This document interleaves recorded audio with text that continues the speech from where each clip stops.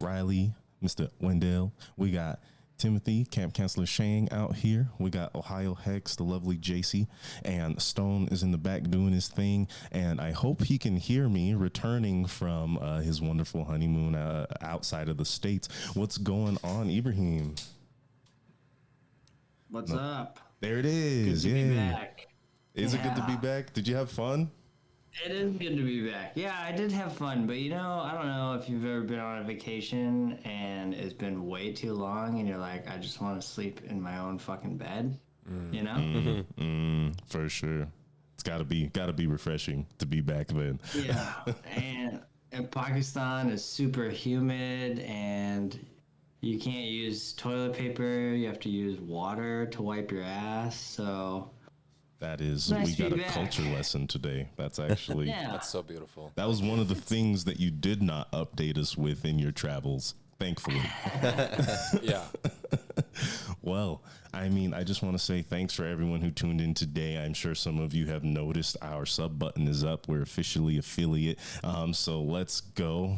Feel free if you want to give us your free sub. We'd be happy to take it and support you supporting us. Help us help you. You know what I mean? Anyway, just a couple of shouts out. We got Mates of Fates. They're doing their thing. Make sure you jump on tonight at 8:30 EST, 6:30 MST. Stone's going to be there. They're going through the Lost Mines of Foundale. They're having a great time supporting the Trevor Project.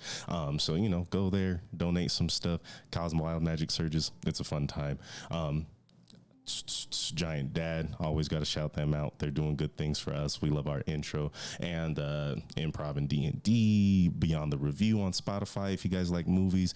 But that's enough for the shouts out. And again, let's pray all together that we don't run any technical difficulties. I got a wooden DM screen, so I'm knocking on it. And how about we go ahead and get started with our recap of last session? Right. So, last time, we spoke to Salomere of the Seven-Pointed Star about why he and the other wise guardians are in the Redolent Woods. It turns out they are searching for another church in the area, and maybe they can investigate where the missing pieces of these churches are hiding, or where they've been taken. Dion Sunshock and Arid's Finest wish only to destroy the magical storm, claiming it to be a scourge on the land. We decided to wait a few days in order to leave with the other groups, hoping that safety would be in the numbers. After a ceremony was performed by Sadame of the Green Elves, we set off into the forest. We met with a man who had been transformed by magic, a tree branch growing through his skull. He was met with hostility by the Finest, but no one else could stand up and say he wasn't a danger. Later on, we met with one of Arid's Finest named Phil, who seemed out of place and peculiar in comparison to the rest. He had been given orders to watch over our group, because his leader doesn't trust us. We woke up and found that Salomere had taken some troops and gone off on their own. Some of Arid's Finest had walked off in the middle of the night as well. One of our own, Ice Scale, seemed to have walked away too.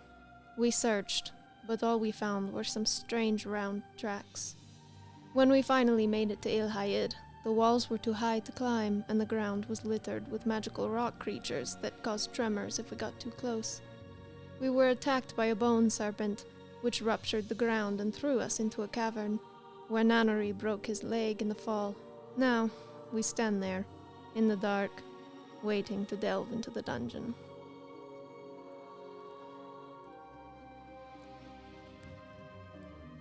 And we're going to start somewhere else today.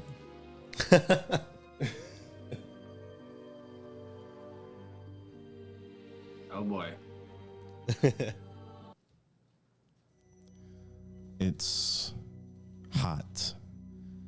You can almost feel the heat resonating from the caverns around you, as if you are being cooked in some sort of like cauldron, as you start to sweat from this stark change in climate.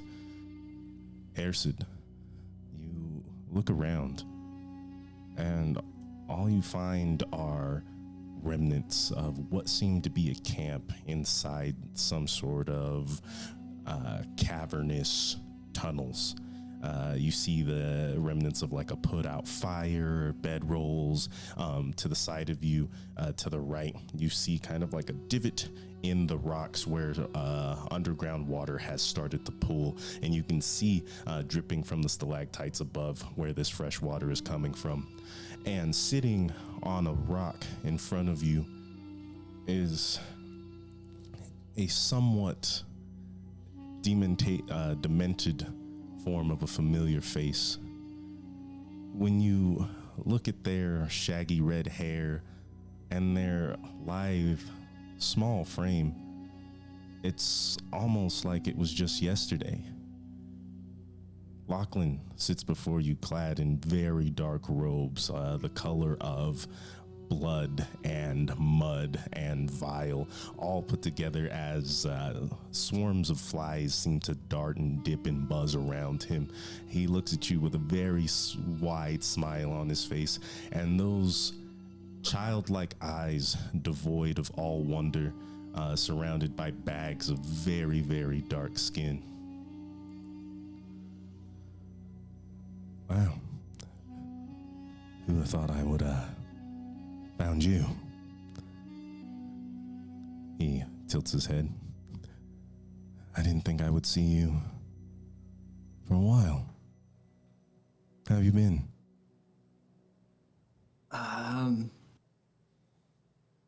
I've been good. You know, I've been trying to look for you.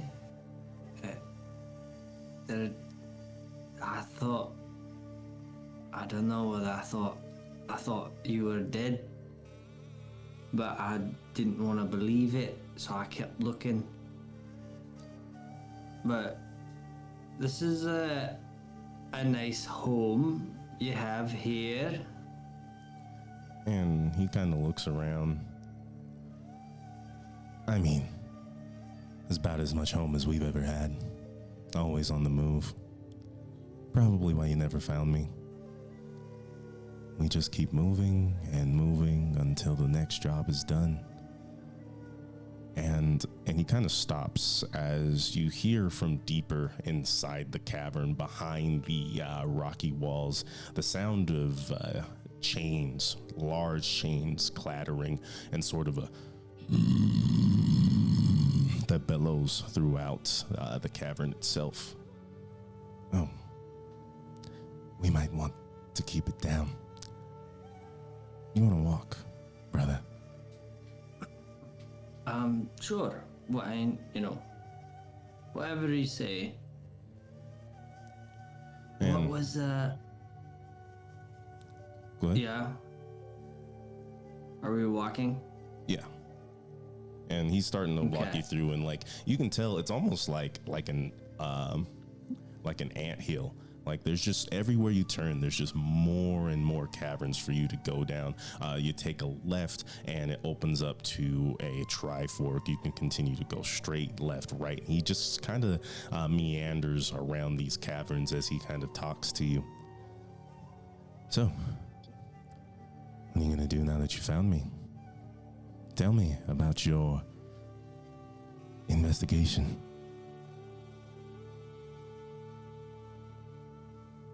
Well, I mean, first of all, I think I need to address the elephant in the room, Lachlan. Where are we, and why is it that you want to be here? That sounds like a loaded question, big brother. Where are we? Is it loaded? It's just very straightforward. It's just what I'm thinking. Well, I guess you could say there's a lot of answers. I wouldn't know where to start.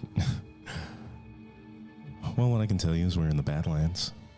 We're not too far from the Redolent Valley. We have plans. We're moving around. No one else is here now, probably for the best. Okay. So, I mean, look, I don't know how much you know, but the night that you disappeared, I sort of, I kind of lost it. And you know, Bernard. Well, Yes. I mistakenly thought that he had something to do with your disappearance, and so I kind of lost my temper, so to speak, and I attacked him. And so, I mean, you know what happens to those that attack our own. So, well, I got booted. I was originally going to be killed, executed, as you're aware. But little sister stepped in and got me exiled instead. And so, you know, it's been very difficult to make any progress to try and figure out what happened to you. Because I've been all on my own. You know, the first few years I had to learn how to live on my own. Well, I'm sorry that you don't have a tribe anymore. But worst things could happen, right? I mean, Bernard's not dead yet, is he? You didn't kill him. So No, he's not dead. good, because as you can see, and he kind of like fans his arms out, I am not either. And I don't really plan on doing that anytime soon. There's too much fun to be had. And now that you're free, maybe we can play together, just like old times. What do you mean, play together? Well, I mean, if you would like, you can obviously stick with us. They protected me, so I am sure they'll protect you if you have my blessing, I guess you could say. Who's them? Sorry, who's they? Oh, the Raskavan, of course.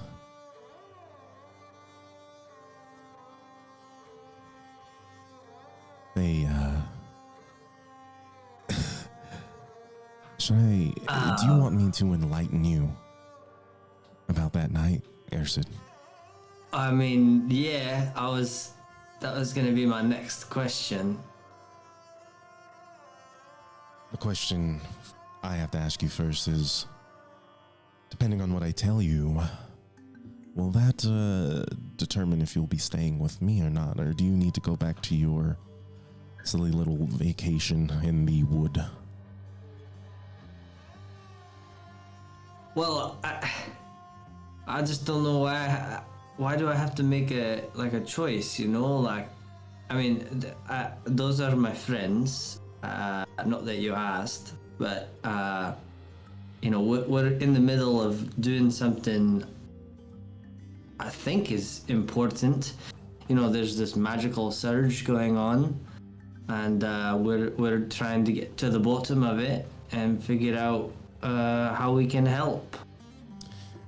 And after a while, you realize that you've kind of ended back in the same room that you had appeared in initially, and he takes his seat back at the rock. I'm aware of the magical storm that surrounds the forest. Should be important. I think it's important to all of us right now. So, Right. So I I don't want to lose you again, but maybe you could come and help us. I have duties, brother. Freedom still comes with responsibility.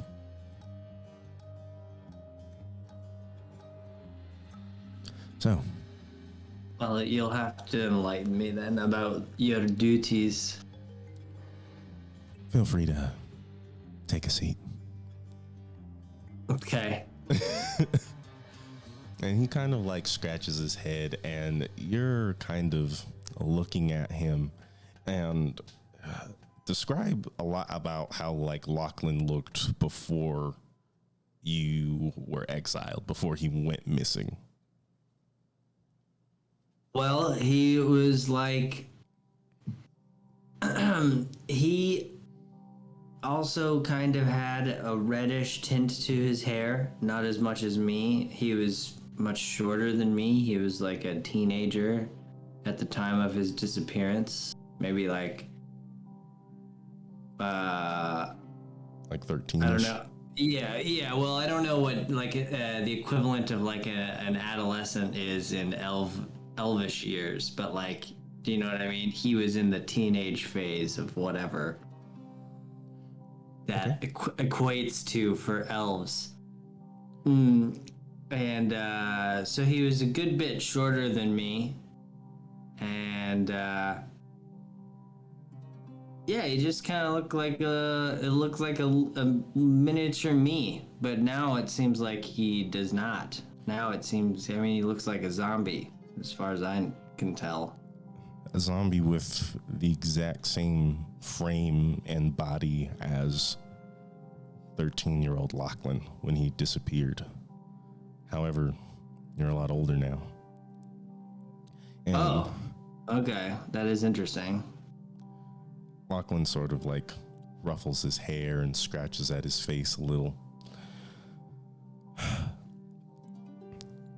You know, there was always fun, magic, and good times with the Iskandia tribe. However, sometimes, whether it be Viceguard or Arid, magic scares people. And let's just say magic scared Elder Wilfred. And he kind of twists his hand, and as he does, you see shadows coiling through it, almost like a snake, as it begins to wrap itself around his arm, crawling all the way up to his shoulder, and appearing as a small raven that looks at you with eyes devoid of all like soul. It looks at you, and where a raven's eyes would normally be black, they're more just like a piercing red. Okay. I made a friend. A friend that the tribe didn't like. You made a friend. The raven. This raven that you conjured. Is a good friend. His name is Umes. And he's special. Him and I got up to a lot of tricks, and he taught me a lot of things. Things I apparently wasn't supposed to know. He gave me knowledge. And all he asked, and he kind of gestures his hands out like he's sort of presenting the cavern around you. All he asks is that I show him the world. And so, I learned. And I learned. And then Elder Wilfred learned about what I was learning. Called it devilish. Called it evil. Called me evil. Ersid, one of the elders tried to kill me that night. And I got away. And he kind of looks off. And you were punished for it. And for that, I'm sorry. But, and he kind of like stands up. Everything's fine now. We're together, so that means we can continue to be together. And if you really want to make it up to your sweet little brother as he walks closer to you, I would appreciate if you would defend me again. And you from what exactly? Well, it seems like we both have a grudge against the elders. I mean, why wouldn't you? They kicked you out for absolutely no reason. All you were trying to do was protect your brother, and now look at you. You're out here old and hardened, and I mean, you look pretty good for someone who's been surviving alone in the Badlands, but that's not fair, is it? They didn't know what happened. No, they 100% knew what happened, and they used you as a scapegoat. You think that's fine?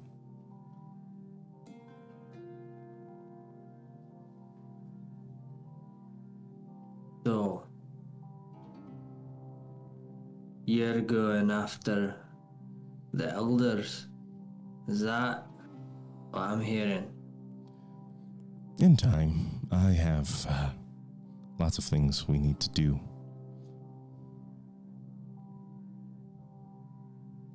Which elder did you say it was? Wilfred. He was older, skinny, second in command. Yeah, I long. remember. Yeah. I remember. Sorry. I don't know why the allergies are getting to me. Oh, God. They're getting to everyone, dude.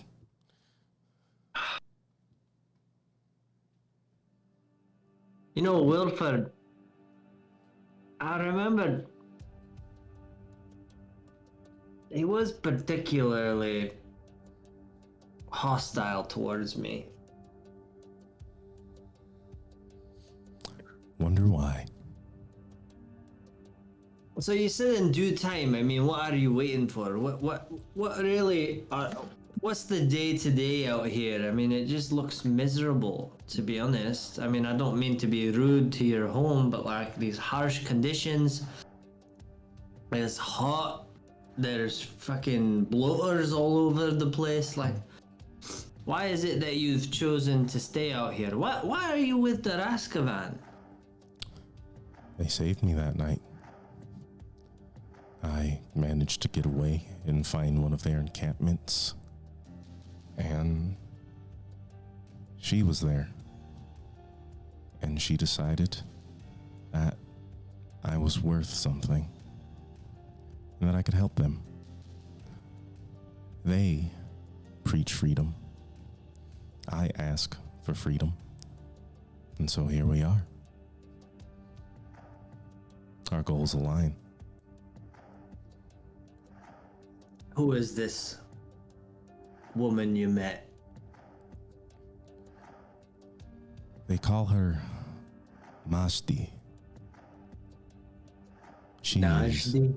Mashti. Mashdi. Mashdi. Okay. She's They call her. special. De facto leader of the Raskavan. Huh. Well, you know, I guess I'm proud of my brother for, you know, working his way up the corporate ladder. That makes me happy, I suppose. So, if that makes you happy, I guess then before you leave, I can. Well, are you staying or are you leaving? What are you doing? Well, I just don't appreciate that you're giving me such. Can we? I don't want to leave my friends in danger, you know? Do you understand? Like, I have this heart, you know? I don't want the people that I care about to be in danger. That was you. Okay, great. You look like you're doing okay now. But I still want to see you again. But now, you know, I've left my friends who are in danger on this journey, on this mission. So I don't want it to be this ultimatum, you know? Like I want to go help my friends and I would really like to come see you again. Well, I wouldn't take this choice so seriously. You can always come back. I can Well- put in a good word for you, and if you happen to find us, I'll make sure you and your friends don't die. Well, that's very nice of you, but how am I supposed to find you again is what I'm saying. If you hear about any raiding, pillaging, or plundering, it's most likely due to my friends. So, just follow the tracks. Okay. Well, since it seems like things are so crucial for you and you have so many things to do, I guess I should let you know. And he gets up and he twirls around on one foot, sort of like a ballerina. The raven flies around him and stops on his head and caws, and he points up, and you see in between the stalactites, sort of surrounding that pool, there's a rope that clambers down. That's the quickest way out of here. I suggest you use that because if they find you, well, without me with you, they may try to, they may think of you as an intruder. There's a pen of boars up there. Feel free to grab one. It should get you to the redolent wood quite quickly. Sorry, boars? Like wild pigs? I'm quite sure you've seen them. They're everywhere. No, I've seen one. I just was a little confused. Okay. All right. You want me to ride one? I mean, feel free to walk. No, I appreciate it. That's kind of you. You know, I just thought maybe you'd teleport me like you did that other time, but that's okay. And he sort of laughs. Yeah, that's kind of a going home sort of thing. Okay. That's a fancy trick. Maybe next time I see you, maybe you could teach it to me. And he tugs at his robe, and you see a necklace made of black pearls surrounding his neck, and he tugs on it a little bit. It's sort of a gift. Oh. Very nice. A gift, or you took it from someone? I don't know. I could bore your ear off with all the things that I've done, or you can go help your friends. And he smiles and he sort of cocks his head, and his eyes dwindle. He looks at you from under his eyelids a little bit, connivingly, mischievously.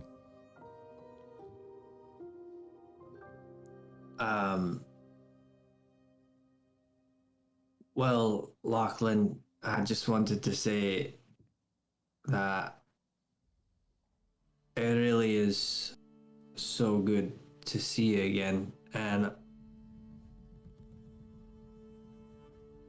I'm just really glad that you're doing all right. Better than I ever, can- big brother. All right. Hopefully, I'll see you soon. Do what you will. I'm sure you'll find me again. If you think this whole magical storm is important, well then let me tell you. I think there's a lot of things that we will be, let's just say we might be in the same neck of the woods from time to time. Okay.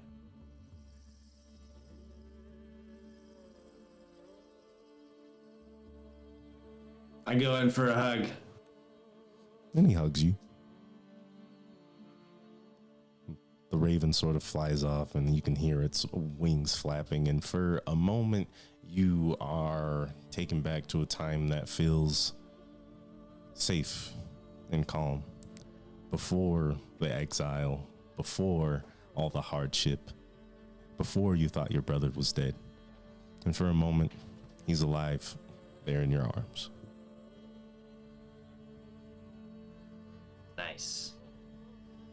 I guess I'll ride a boar then. Okay. As you climb up this rope, it's hard. Something you like, it's been a while since you've had to exert yourself, but as soon as you take one hand over the other and really grip on this, you feel like everything about you is weak. You are the most tired that you've ever been in your life, and it takes everything in you to make it up this rope. And as you do, you can kind of hear like an interesting amount of grumbling, and like the chains are getting louder, and you can hear Lachlan's voice saying, it's fine, it's just a friend, not for you, don't worry, I know you're hungry, I'll be back soon. And you finally make it to the top of this hole, sort of, and you get out, and it's just dusty. The wind is blaring, sand's in your face. Everything is sort of red because of the lifted dirt that's blowing around. And you see just like this small pen of a bunch of boars just snorting around, doing their thing. Go ahead and make me animal handling check as you try to get one of these boars situated.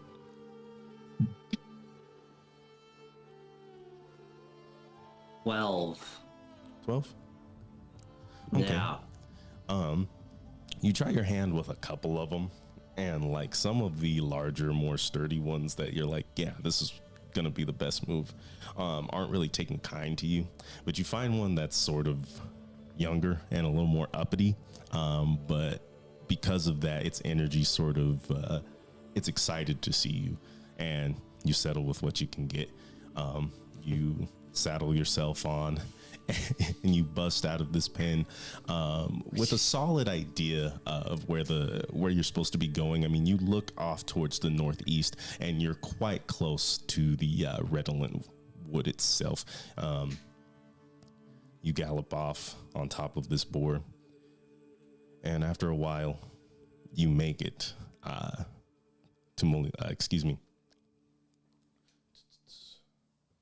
Molitushu, I believe. Yeah. No. Molitushu. No.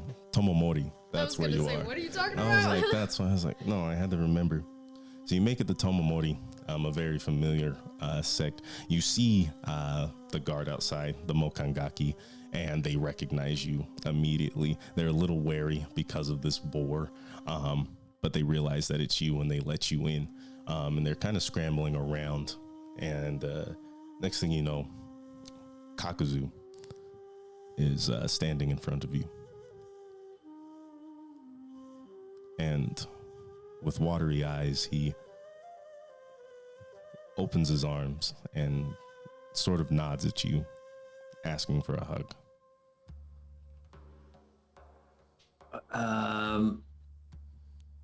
Wait, did I ever find out that he was my dad? I don't think so. Nope. No, I didn't, right? No. Okay, so I just had to play that correctly. Okay. So he opens his arms for a hug. So I'm like, hi, can I help you? And he sort of looks around and he puts his arms down. We didn't have much time to speak. And I fear that right now, we don't have much time. You've been gone for a couple of days, and you know this because you've been riding the boar. You've took you a couple of days and nights to get to Tomomori. Okay. Fast track. I Fast mean, travel. do you want to have like solo roleplay sessions with this boar? Yeah, I would like to go back to the first night, and I need to have a whole episode of me like Fuck you. getting to know the boar and like becoming one with the animal. No, I know. I'm just kidding. I know. Anyway, Kakuzu looks deep into the forest, and like in this moment, everything is sort of silent and surreal as you feel the magic swirling around you, and you look up into that pallid gray sky. And as you look back down, he's still looking towards the forest. Your friends are out there. Did they leave? They left me. You've I guess. been gone for days. Yeah, no, I suspected this much, but there was a piece of me where I was hoping that they didn't leave yet. But I understand these are pressing times. Time is of the essence. So, if you could just point me in the right direction, I think I can find them. And he looks you up and down and sort of smirks. You look like you know the forest well. I think you can find them. I will take you to the gate. However, I know not what exists beyond that. Do I recognize his face at all? Right, because he's my dad, but I don't know. Do you recognize his face? I mean, what I wanted to do is be like, do I know you? Because I feel like I would have like this subconscious recognition of his face, but not know. Well, I mean, think about the way he treated you before you left. Yeah, right. So, okay. Well, I just wanted to make sure that I wasn't like meta gaming at all when I said I wanted to say, but I'm gonna say it now to him. Good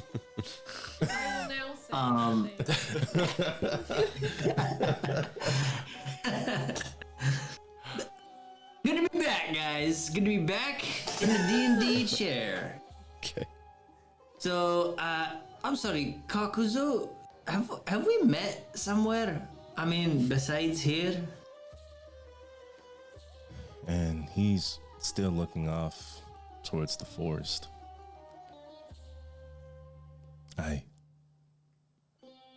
We have. But I knew it. Where? Ersit, there is so much that I want to say to you. But, as you said, these are pressing times. So, I await your swift return. And afterwards, I will tell you everything. All right. Well, that sounds like a deal. And I'm off. Okay. Sounds good. And we're going to come back to the main party here.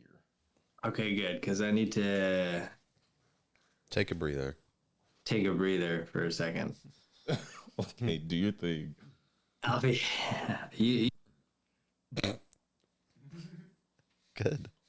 Good. Great. Kane, you blink as you stare off into the distance of what seems to be the entrance to Ilhaid, where you were before, now dark and clamoring with a cloudy sky. Beside you is a great figure, and in front of you are 5 serpentine heads. They all seem to slither closer, impossibly close, as if how could they even reach you from that distance? And there you are, standing eye to eye with one of these blaring sets of eyes. Everything around you is dark and their face is moiled in shadow.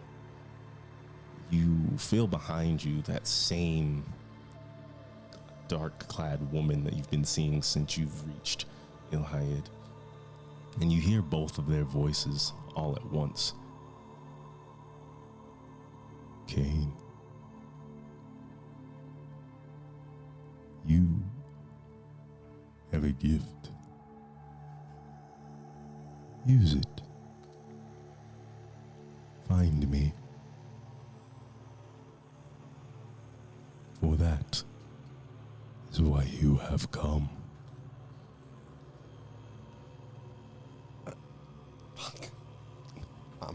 I'm trying. That is all we can ask. Are you at the center of this storm?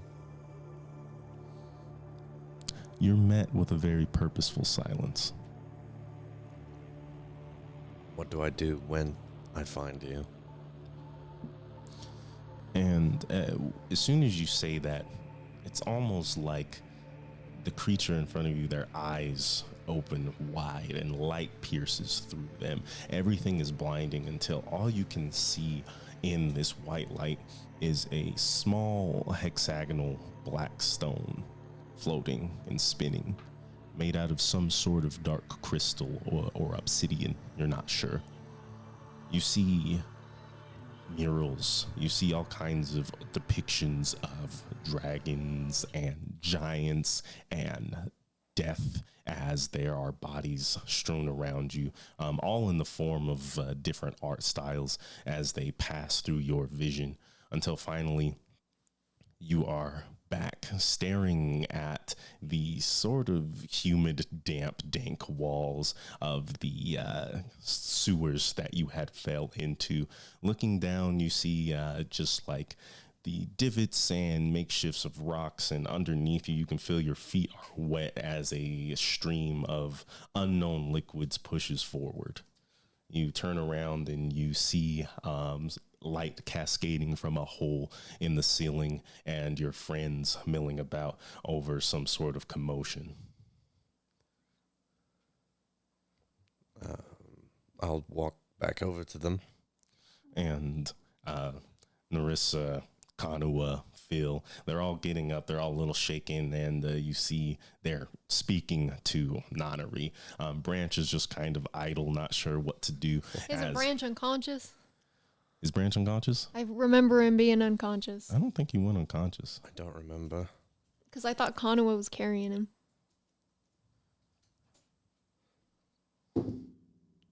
Let's run it that way. That works for me. Great. I was just pretty sure. Yeah, Awesome. that works for me. So he's set Branch down while you guys are kind of getting Nanari all fixed up, trying to set up a splint or something for his broken leg. Both of us just... As you guys are talking him down from his fear. If you guys want to do like a real good job, feel free to roll a medicine check. Do either of you have proficiency? You might be better at it, though. No, I'm not. Are you sure? I'm not. I have a half proficiency in medicine. Bards. Mm-hmm. Yeah, I don't think that's going to work. Well, I don't, so... sorry about you. It's +0. It's +0. +0. Oh. Medicine's wisdom? Yeah. Damn. Mine's also +0. I have +2. Try it without advantage from them. I'll give you a D4. I assume you guys would be helping. Yeah. Yeah. Roll a d20 and add a d4. Yeah.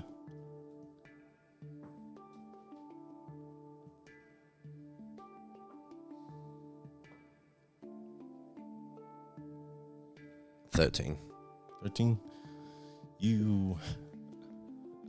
There's no like wood or anything here for you to make a splint, but you do happen to find a couple of like as straight as possible rocks from the cave in to sort of support his leg. You rip off a piece of his like cloak and just wrap it around and do the best you can. Tearing through his like cloak. And you make something happen. It's not the best, it's not the worst. Sure. Why are you wet? Is it raining down here? There's unknown liquids flowing through here. Ew. Yeah. I don't want to say. Did you say that out loud? No. Okay, well, let's keep going. Please. Great. Yes, of course. And you guys head in. Ersid, you make it to what seems to be the entrance of Ilhayed. You are looking